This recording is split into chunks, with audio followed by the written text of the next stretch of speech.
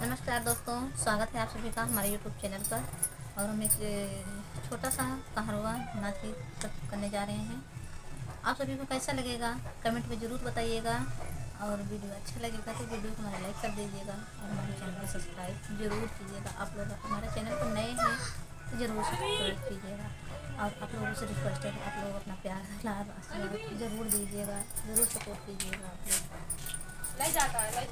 सड़किया पे फूल खिलाई के तोड़ई फूलवा, सड़किया पे फूल खिलाई के तोड़ई फूलवा।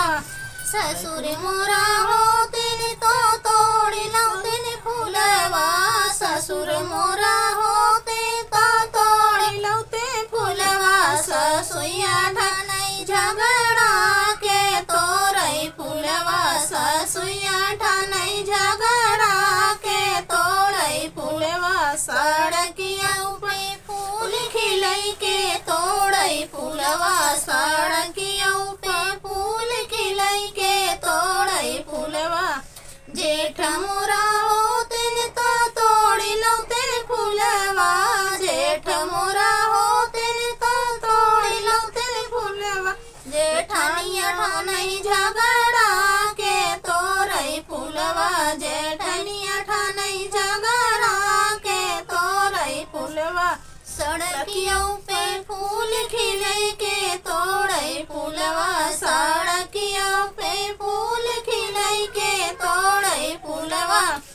देवर मोरा होतिन तो तोड़ी लौतिन फूलवा, देवर मोरा होतिन तो तोड़ी लौतिन फूलवा। देवरानिया ठानई झगड़ा के तोड़ई फूलवा, जेठनिया ठानई झगड़ा के तोड़ई फूलवा। सड़किया पे फूल खिलई के तोड़ई फूलवा, सड़किया पे फूल खिलई के तोड़ई फूलवा।